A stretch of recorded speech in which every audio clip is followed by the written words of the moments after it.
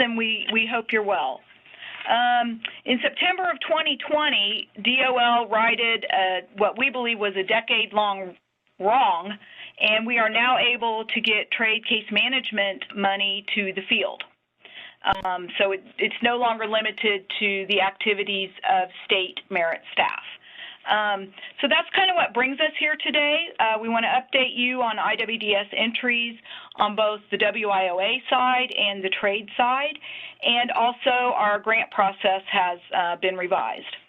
So with our ability to get the money to the field, we have some increased flexibility. This is just kind of a sidebar. John Barr doesn't know I'm going to say this, but DOL has kind of loosened the strings a little bit on how they're defining the use of trade case management money. So we are encouraging creativity from the field too. We have to get approval from the Department of Labor, but they are really enthusiastic about approving some pilots and stuff like that. And if you get a chance, there was a DOL webinar yesterday on trade case management flexibility. The recording isn't available yet, or the materials, but it's really, really good. There was Oregon and Arizona, Indiana, Virginia, and maybe I think one other state, and they have some really creative things they're doing with trade case management funding. So we encourage your thoughts, and we're at DCO, we're looking at this as an opportunity, just like 2020 was an opportunity to stretch a little bit, and so we're doing that. So we do thank you for your patience this year and for all your efforts on behalf of the trade-affected workers. We appreciate how quickly you adapted to the things we ask you to do to remote rapid response and case management and electronic signatures and working from home, and we're just astonished at how well things are going, and that we continue to enroll people, and we're just very appreciative. So I guess with that, let's get started. Sheila's our trainer, so I don't belly dance or train for obvious reasons, so here we go. Okay, well, as you know, effective September 21st of 2020, our new trade regulations did go into effect. They are very similar to the 2015 provisions with a few minor exceptions. There's some new IEP requirements. They're really focused on assessments this year with these new regulations. One little slight thing with the waiver requirements, and there's some significant changes for supplemental assistance, the transportation calculations, out-of-area job search and relocation assistance, and also the merit staffing requirement. Next, please. So just going to highlight a few of the high-level things that changed for the IEP, and I put the sections in the regulations here so you can go reference it. But that one paragraph G does state that you need to make available an IEP for all trade-affected workers. They can refuse to complete the IEP. However, if they do refuse and not provide the necessary information, it could result in denial of some of their benefits and services, because that will be required to get those benefits or services. And the new IEP must be completed by the career planner, and it does need some significant input from the participant as well. Next. So one thing that they're focusing on is the assessments, like the initial assessment, and there's a section there you can read about all of the requirements there. They're really focused a lot on the comprehensive and specialized assessment that will be used to determine if the participant does meet the 6 conditions of training specifically. They're focused on the knowledge, skills, and abilities of the staff who perform those assessments as well. So that is something that your case managers, career planners need to be aware of. We have added to the form participant agreement areas to most of the sections, and we've also added sections to it where the participant has some general responsibilities that they agree to and they sign there. If they get a waiver, there's responsibilities that they would sign off and agree to there, and also the training responsibilities. The participant must sign that they've accepted those responsibilities as well for those. So for the waiver, that is Section 618.735. We cannot issue a waiver unless a training plan has been developed on the IEP. That is something that DOL was very strongly, they were stating that very strongly in our training that we had. So just so you know, waivers cannot be approved, and we won't approve them for anyone who may still be researching a training program. You have to actually have a training plan developed and as a part of their IEP at this point to have approval of a waiver. So it's basically like we were doing it before.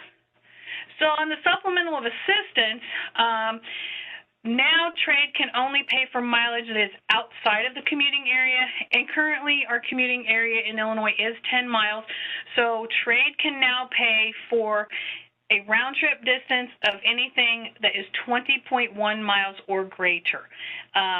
Anything below, like 20 or below for the round trip mileage would have to be paid by WIOA, dislocated worker, or another partner program.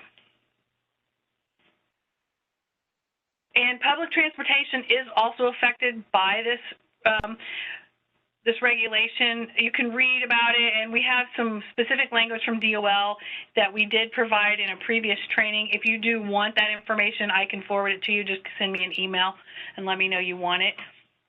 Transportation and subsistence payments, back, John. They are due, according to the regulations, promptly after completion of a week of training, but they must be paid at a minimum on a monthly basis. And I don't think we have anybody who pays it any, less than that. I think it's always at least a monthly basis.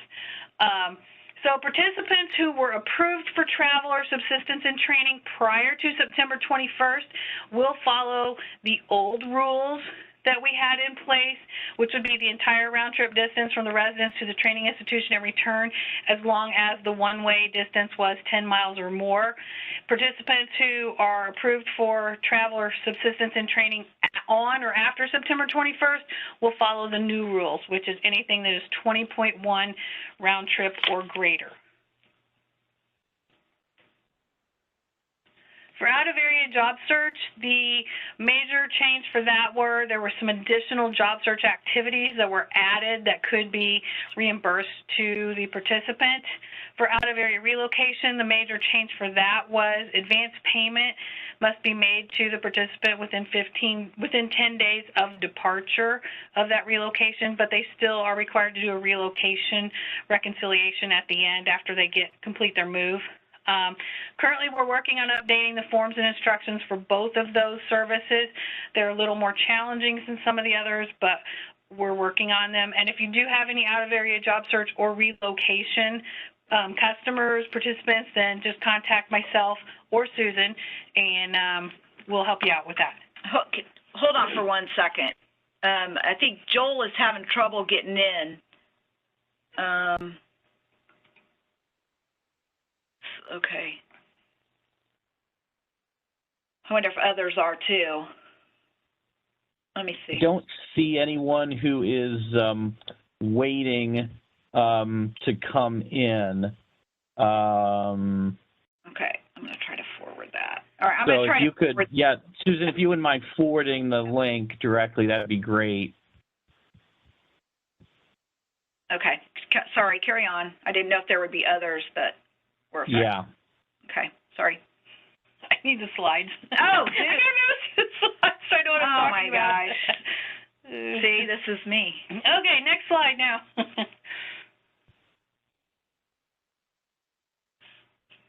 Okay, so with the state merit staffing provision, the one thing that they did do, the regulations now allow us, like Susan said, to put the case management money out into the field for the non-state merit staff who are performing the case management functions.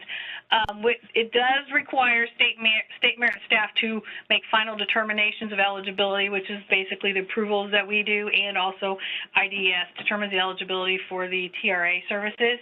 So our requirement for submission approvals has not changed. Our process is the same. One thing we want to stress is please submit your request as soon as possible to allow us some time for review and approval. There are technology issues in the world that we live in today. Staff could be out of the office, especially around this time of year. Sometimes we have to send things back for corrections. And, you know, we're bumping up against deadlines.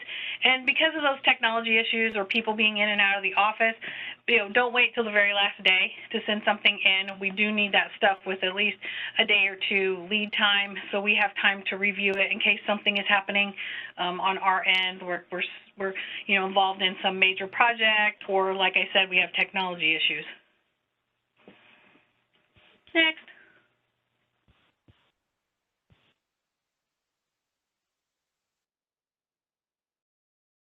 Oh, and now to John. All right, great. So, so the next part of the webinar is just to go through the major changes in the funding policy, and Crystal Bigelow and I are just going to kind of walk through some of these highlights. So, the state did issue Trade Policy Letter 20 TAA 01 that outlines the funding procedures for trade program.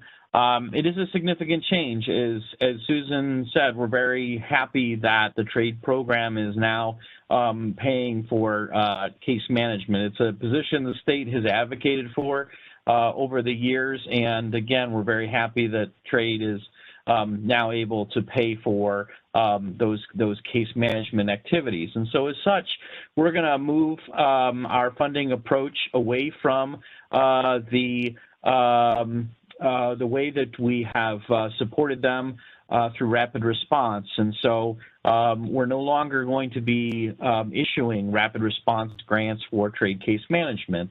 And so the case management costs will now be integrated into your trade grant.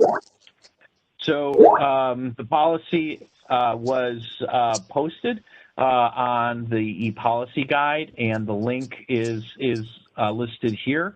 And it's in Chapter 11, Section 1.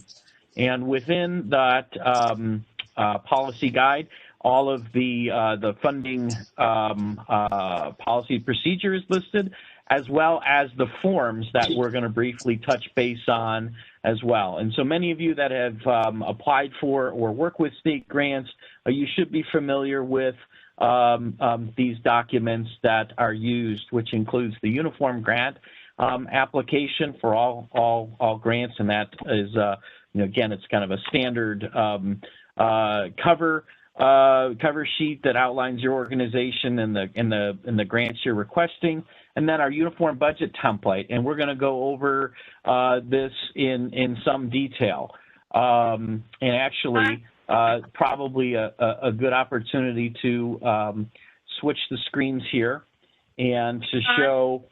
Yes. We're getting some emails from some more people who are saying that they're not being let in by you. Are you? Yeah, I don't have that. I don't see. Unfortunately, I don't see that that anyone is waiting in. So I would be notified of that. So I apologize. Okay. Just wanted to make sure for that. So I think that if you guys do get those emails, if you wouldn't mind forwarding the direct link that I sent you. Yeah, perfect. Okay. Perfect. Yeah, and again, apologize that that's not working today. So again, just to look at the funding form, I want to switch to here. This is the uniform budget template that we're just going to kind of walk through. So this template should be familiar with most of you in the local workforce areas and with National Able. It has the kind of the standard instructions. We also have our program-specific instructions that include the budget line item definitions here. So for kind of a quick reference of, you know, what are the definitions and what are those allowable costs, that's listed towards the end. This part A is kind of the standard summary of all of the budget lines. We have our standard indirect cost rate tab, as well as a worksheet that calculates those indirect costs, and we'll talk about those in a second. We have the standard certification tab, and then we have the budget line items. And so the budget line items that are now allowed for the trade program include direct administration, training, and those lines were previously included in the trade program, and so now we are allowing for case management. And case management is actually broken out into 4 major categories, including personnel, fringe benefits, other case management costs, and indirect. And we're going to talk about those definitions in a while. This narrative summary is just kind of a tab that that gets to be auto-filled. And the indirect cost worksheet is something that we will ask you to also provide as you put your budget together. You know, one of the areas of continued emphasis of our accounting and legal office, as well as Office of Management and Budget, is to make sure that we get the indirect costs correctly calculated, and this indirect cost worksheet is a way that we can accomplish that. And so I want to thank Sheila and Laura Dom for their continued assistance in putting these forms together, and hopefully they're going to be you know, somewhat consistent with how we handle the formula funds. Other tabs in here are associated with the specific program requirements, and you should be familiar with those as well. They used to be standalone spreadsheets, and now we've integrated them into this uniform budget template, just like we do with the WIOA formula funds, where we include this is kind of one Excel workbook to include your information about your projected service levels. And so, Crystal, I don't know if you want to, you know, take a couple minutes and help us walk through these different program tabs, if you're on the line. I am. Thank you very much. Great.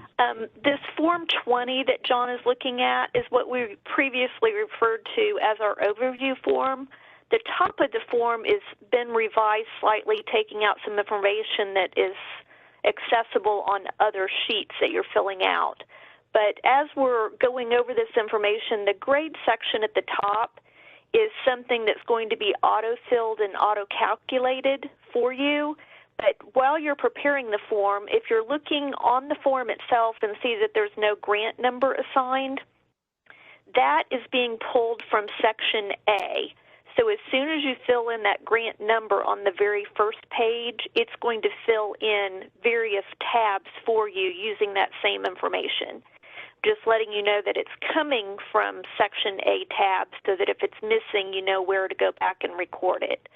The overview form itself, the dates will autofill at the top because that's the date range that we're able to put out funds in the field for this grant, with start date of 10/1/20 through 9/30/21. As in past years, our grant agreement itself is also going to give us a pre-award date, and I mention that because it's always a topic of discussion when the reports come back. But the pre-award date on this grant is going to be specified in the grant agreement itself. The training cost, those people on your participant detail sheet, those costs can go back as far as October 1 of 2018. We also are going to have an available cost report here for case management for trade and the administrative cost. Those two lines will be effective 10/1 of 20. So if you have invoices that have been not received for the old grant and you need to be putting those on this grant, your training costs can be picked up as far back as 10/1 of 2018. The new event column there at the bottom, all events are going to be new to this grant at the time of the initial request. If you have need to modify in the future, we would be unchecking the new event on subsequent request, and any new event that's added to your mod request will be treated as a new event at the time of the mod request. The column that's labeled Trade Cert Number, that always matches our DOL ETA website detail, and most of the time when we're talking to you, you know where to find those. That's also going to be cross-referenced on IWDS side for the respective participant, and it will show up in their employment history. We have a wonderful system that we've had some training on in the last week, EBS, that Illinois Employment Business System. The information has been carried over from the old DETS system and recorded in EBS. If you're looking for something in there and have a problem locating it, please let us know. There was one event that had been closed, and fortunately it was the first one I was looking for. Levi walked me through that, so I should be able to provide some assistance to you as you're looking for those numbers, but it should match up in whole as the DETS number. It's just in a new system that has a lot more information that will be usable to you and to us. The next column over is identified as company name. Both the company name and the city are going to match exactly what DOL has recorded on their website for those petition details. Next column over is identified as state. We ask you to fill those in if it's a state other than Illinois. A lot of you have done these forms for multiple years and you're in the habit of also entering the state of Illinois. That's not a problem at all, but if it's not Illinois, it definitely has to be entered. On the participant counts, the next column over, for the carryover column, this is going to be reflecting the number of participants that are on the participant detail sheet itself that are carried over from a prior trade grant, meaning that they had costs that have already been reported under a different trade grant, so they're not new to the program and new to this grant. They're classified as carryovers. Then the next two columns for plan participants are going to reflect the actual count of participants on the participant detail sheet that have costs starting with this grant, meaning there were no accrued costs. We do not have much issue with this. You've done them a number of times and know, but you're not going to double count a participant. If they show up as carryover, that's the only time they count. If they're starting their training in the first 2 quarters, they will not be recounted again in the second 2 quarters. And if you have more than 10 events that you're handling, you'll also be using the next tab over for the overview attachment, and that's the same as before. If we have lines already designated for you, but if you need additional lines, just reach out to me directly and we'll make sure and get those lines added. The same information that's on the attachment form just allows more spaces for you. Then on to Form 23 for the participant detail. Most of you are extremely seasoned in this one as well, but the participant name is going to be listed in the first column. In the second column for the trade cert, when you're looking at the form on the computer, you don't see that there's a designation between the 2 columns, but if you enter the trade cert, the 5 numbers in the beginning, if you have any alpha to add at the end that DOL has assigned, flip over to that second column that is underneath trade cert number. Otherwise, that event is not counted in our totals and automatically calculated on the sheet. Then, as in past times for trade training, we have 5 or 6 columns there at the top. Any service that has been approved for this respective participant, you're going to enter in number 1. underneath that service component, showing that that is a component of the total cost. Then our next column that is used for all participants on here, the header says total training funds committed. As you know from past years, that always matches the merit staff approval for the IEP's total training cost. I'm verifying those by what's in IWDS, and that's coming from the correspondence that you've had with merit staff and your IEP form that's driving this entire process. The next column over is labeled accrued costs paid through prior trade grants, and that is always going to match the TAA cost reported in IWDS. For this grant, it's going to be reflecting the cost paid through 2020 Q3. That's when our old grant ended. There may be exceptions for those TAA costs reported. One of the good exceptions for that is because of a belated refund. So most of you are in the habit of doing this, but if it doesn't exactly match what is in IWDS for the TAA cost reported, and you have identified what the variance is and why, shoot me an email on that, and it just helps speed up the processing. Next section here on the participant detail is funds needed this grant columns. The prior period, which we have the time frames at the top, 10/1/18 to 9/30/20, that column would be used if you weren't able to pay for approved cost from your prior grant. You may have been waiting for the receipt of an invoice from the provider. You have it in hand now. The training may or may not have already ended, but you have that invoice, so you can put that in your prior period columns.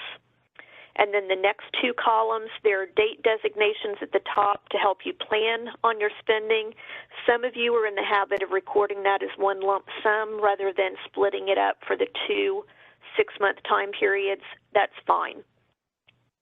But you will notice these funds are awarded for this specific cycle through 9/30/2021 only.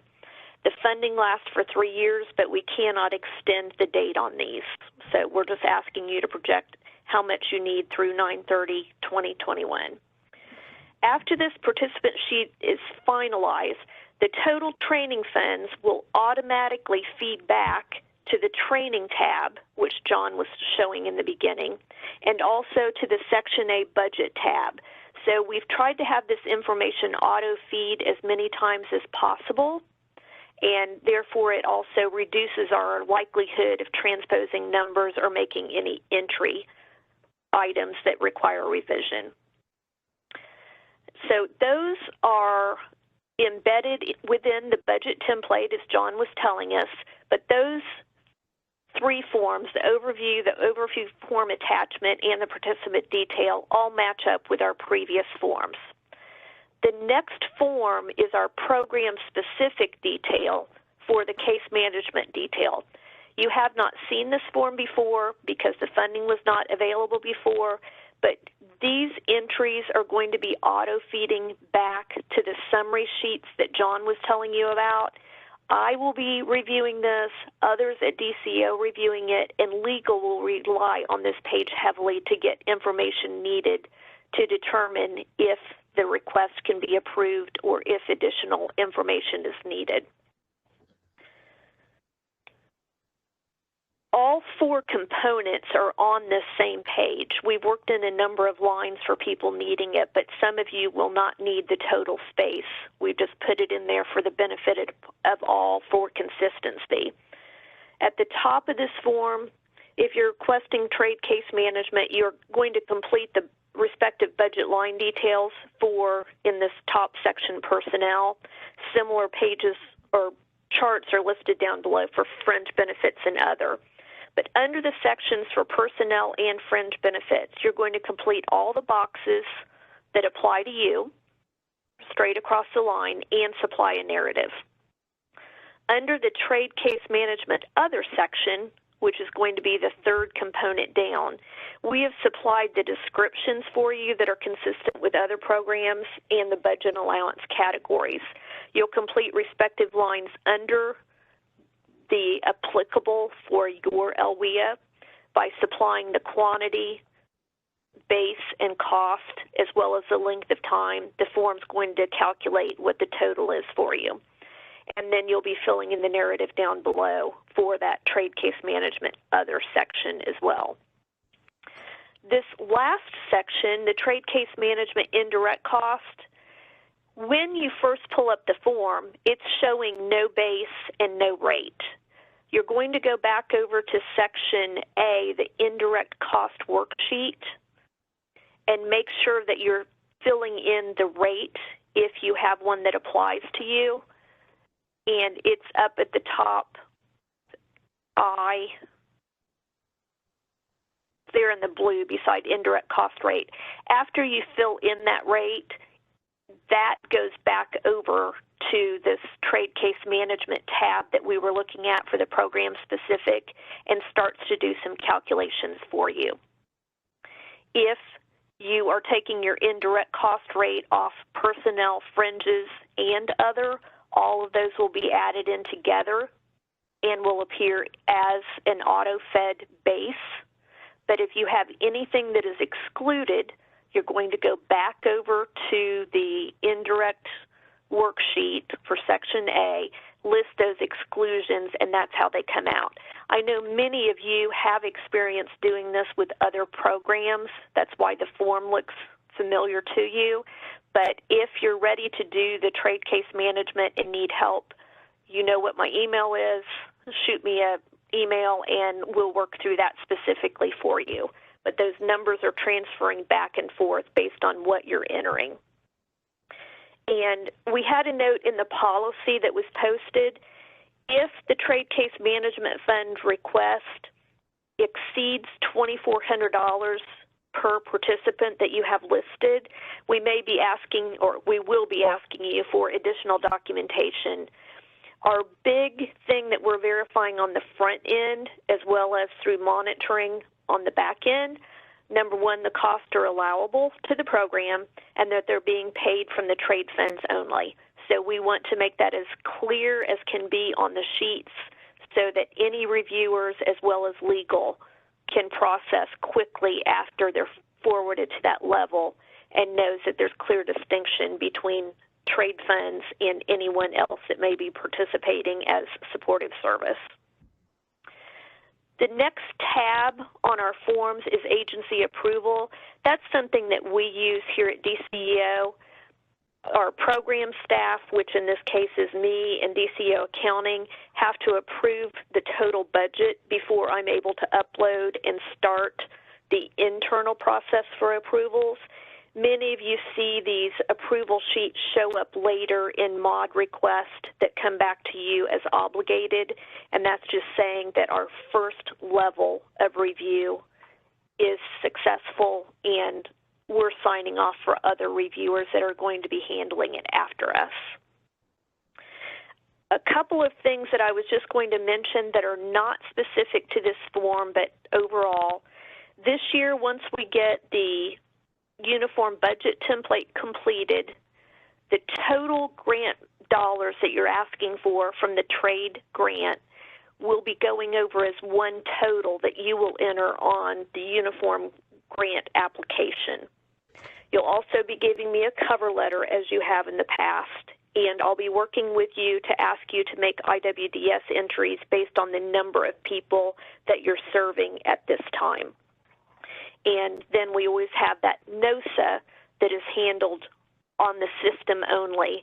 You'll get a notification at your LWIA once that has been prepared and ready to review. After you accept it, it automatically notifies me that it's been approved on your end, and I log it in for legal. I checked this morning with accounting, and there's still the provision in the grant agreement that once the grant is obligated, I need to receive an initial report from you and approve it on our side before you're able to draw cash down on your new grant. So just a reminder that that will be happening after we get the grants obligated. And a second note as far as the reports go,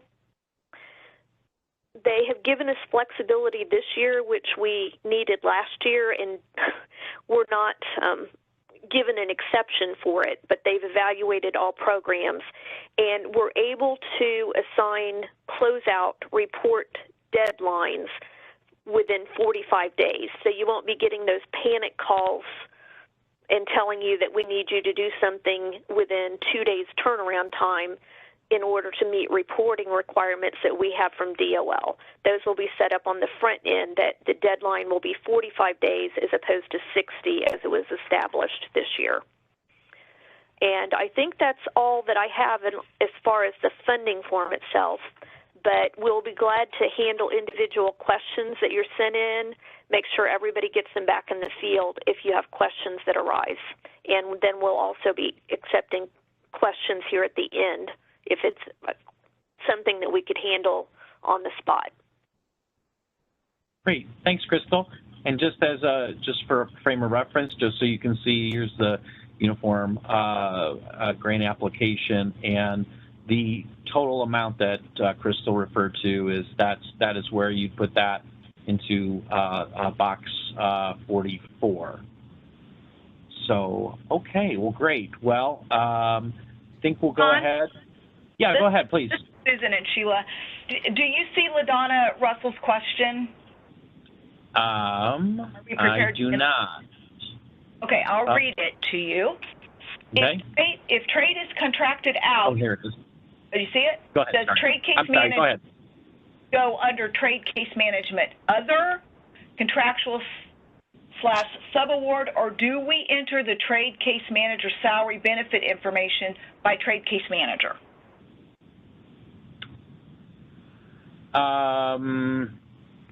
So let us take that one back. It may go into the other cost. So we'll follow up with you on that answer.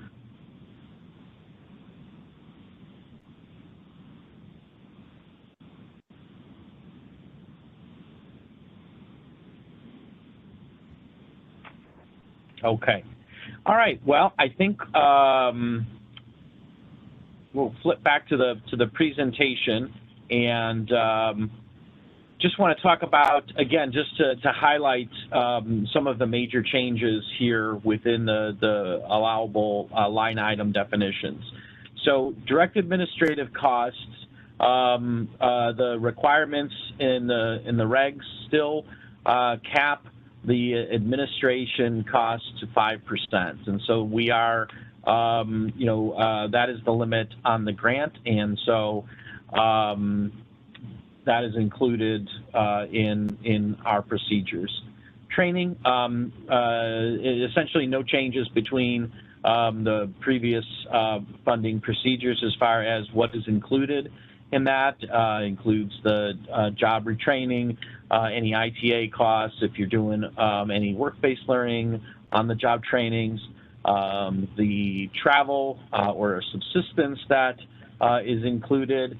And then it also includes some of those not or not as frequent activities and services, including the job search relocation allowance for eligible participants. And again, I know Susan and the team always say to contact them when you have those instances, just because they are so infrequent, to make sure that we've got our ducks in a row there.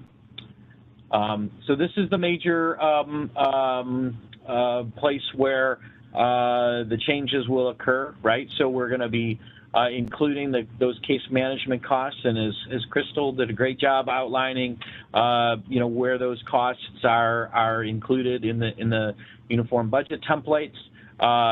So again, so if you have direct staff, you put those salaries, fringe benefits, and other case management, and we'll get an answer to the contractual piece. Most likely going to go under that other case management, but we'll get you a definitive answer on that. And then the indirect. And again, included in the worksheet is that in the budget form is the worksheet to make sure that the indirect is calculated correctly. It's important to note that the indirect for the trade program is only based on the case management costs, because the administration is capped for the grant at 5%, and the training costs are excluded from your indirect base. Therefore, the only place that you could utilize an indirect base would be case management. And so that is the rationale for how the budget is set up there. Again, I think Crystal has really walked through these program-specific tabs, but this outlines some of the key components of that funding notice. You'll be utilizing those grant-specific tabs just like you did in previous years, but now you're just doing it all in one spreadsheet. And the great thing is that Crystal and Laura and the team were able to make the formulas work where those funds or the dollar amount that you put in the participant information transfers over into the training budget tabs. The level of detail that's required is essentially the same. They're under these.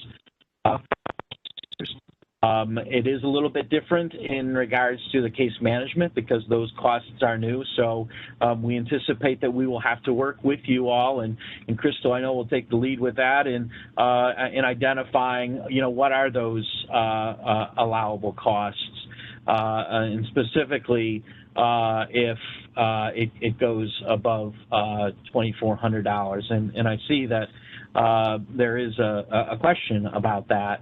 In the chat, specifically, what if you have a time study that shows that, that range that we have utilized historically, doesn't cover your time. Those are the types of documentation, or that is the documentation that we would be looking for as part of that additional information that we would consider when making those funding determinations. Bottom line is that we want to be fair and provide local areas and other grantees with the resources that are needed to administer the program properly, right? We know that it's extremely complex and that there's certainly a cost to that. But certainly we have a responsibility to, maintain those standards outlined in the uniform guidance to make sure that the costs are reasonableness, or we need to document that reasonableness, and that's where that's where we have outlined that that range, right? Where, again, historically, if it's in that range, we know there's no issue. You should be good to go. Outside of that, we're going to need to see some more information. So the GRS grant number, as noted, is using this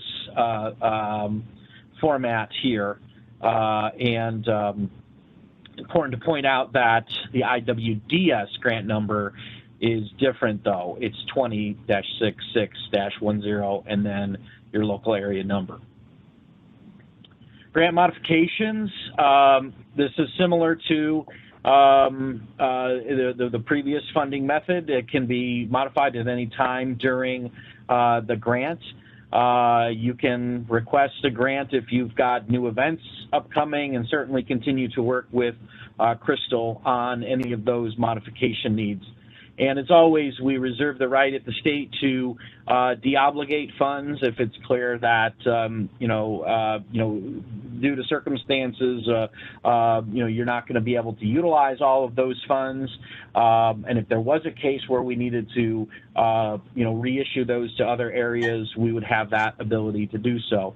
As many of you know, we have a sufficient amount of trade funds, more than sufficient at the state level to support the program. And but again, we want you to follow the process and provide solid budget estimates based on your actual activity. So that concludes part 2, and I think Sheila or others on the team will hand it to you to go through part 3 on the reporting side. Okay, this is Sheila. So the first thing I want to talk about on the reporting side is the TAPER report. That is a report of quarterly costs by participant that gets uploaded into IWDS. Most of you are familiar with it. Those are due on the 25th day following the month end for the quarter. So there's January 25th for the quarter ending December, April 25th for the quarter ending March, July 25th for the quarter ending in June, and October 25th for the quarter ending in September. The one thing that I want to stress on this, the GRS reported cost should be the first amount that you should look at for this report. That's the number you need to match. They must, the costs that are uploaded into IWDS by participant, the total must match exactly to the penny to what is reported in GRS. That is because those reports, the 9130 reports those costs that are from GRS, and the TAPER reports these costs that are in IWDS, and they have to match, or DOL will ask us, why is there a discrepancy? And we would have to try to refer back to these things and try to reconcile it and determine what that difference is. But Crystal reconciles these before we say that the report is reconciled, and I know there's been a lot of back and forth previously for a lot of these, so just please be conscious of that for your fiscal staff. They do need to match and make sure they match, and start with the GRS reported costs first. So in some other trade reporting items, in IWDS, effective with October 1st of 2020, Illinois is now using the trade money to fund your trade case management, and that will be on your new grant. So that requires some new entries in IWDS for the trade participants on both the trade application and the WIOA application. So on the trade side, you will need to enter a TAA case management service effective 10/1/20 for any active trade participant. And you would add episodes to this, just like you did on the WIOA side, as appropriate when you're providing case management for these participants. Generally, you would need to do something at least every 90 days. Otherwise, this person's not getting any services every 90 days, and that's kind of our marker. But depending on what you're doing with that customer, it could be as soon as 30 days that you're working with them. Our TAA customers, for example, they're sending in their pay stubs like on a monthly basis, and then you're sending those pay stubs over to IDES. IDES is contacting you about the payments that they make and different things. So anytime you're doing actual case management for that customer, you want to enter that episode. On the WIOA side, for now, continue to add your episodes to the existing 1DC and 1EC records that you have that began prior to 9/30 of 20, if you've got someone who's co-enrolled in both trade and WIOA. And then you want to add a new career planning case management for WIOA under those 1DC, 1EC for starting 10/1 of 20, and that should reflect any services that you provide that are funded by the WIOA formula grant. So there's some different entries that you need to be made, and that entry should be made at least every 90 days to show that they're getting services under that program. So now I'm going to shift over to GRS. So right now, as Crystal and John have mentioned, we're working on establishing the new trade grants.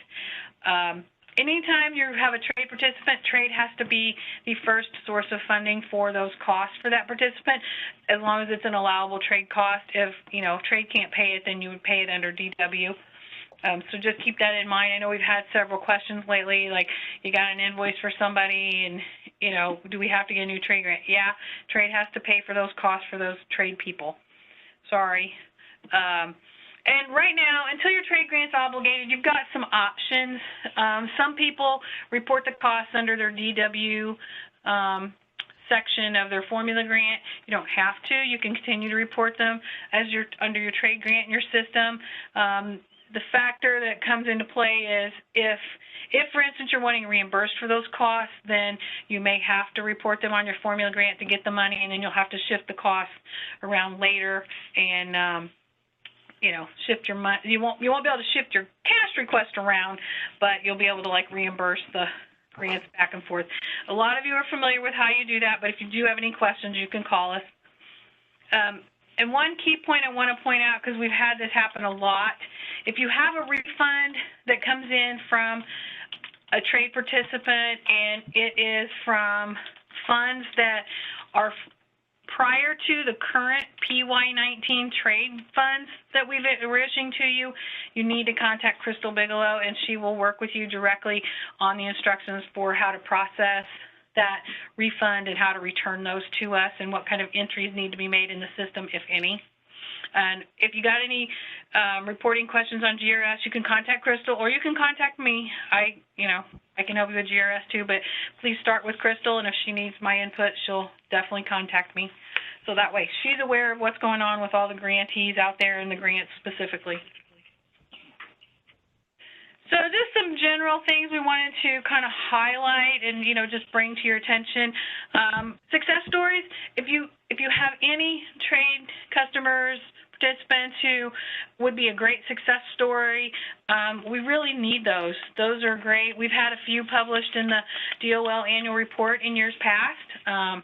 We always like to see those, and we get requests for these just out of the blue. In fact, the other day we got a request for some, and they needed it in like 15 minutes. So as long as you get those in WorkNet, it's great, because then we can show how successful our program is and the things that you're doing out there and the participants that we're helping. So please enter those as soon as you can and as often as you've got someone who would meet the requirements. Participant contact. The contact with participants needs to be done on a monthly basis, so like basically 30 days, and you need to enter case notes regarding that contact with those participants. It just kind of helps you maintain their file and keep in contact with them so you know what's kind of happening with them. Certifications, just some things. Lori Graham has been working diligently at filing more petitions. She's looking at the Warren reports and all these different things that are out there, and so she's been really working hard on it. She's a great resource if you need information on how to file petitions or get information on that. So we're hoping to get some more certifications in the future, and just try to do outreach as soon as possible to get these participants served. I know it's challenging in the world we live in now and the way we're working and virtual, but definitely just try to serve them as soon as you possibly can. And some exciting news, we are hoping to have some videos soon, not only for rapid response, because now that we've moved into more of a virtual world, we are trying to focus on possibly getting some rapid response videos, trade rapid response videos, the reading of the BRO, and IDES is working on doing a TRA, RTAA video as well. So it will kind of help in providing this rapid response virtually, and everybody will get the same consistent message. The videos could be posted on WorkNet company pages, so anybody who wasn't able to attend the virtual webinar on that particular day can go back and rewatch it, or anybody who did attend but it's information overload, then they can go back and watch those videos again to get more information that they may have missed or to clarify something that they didn't quite understand. So hoping just, hold on to that. We'll hope to have that soon. I know we've got people working on them. And then the next few slides, just some websites and resources for you with some links. And we're going to send out the PowerPoint to the group after this is over, so you'll have this. And then the last two slides are the DCEO trade contacts and the IDES trade unit contacts, if you need those for anything. And then the trade unit phone number. And then now we're at questions and answers. And I know we had some stuff in the chat that Susan's been trying to answer.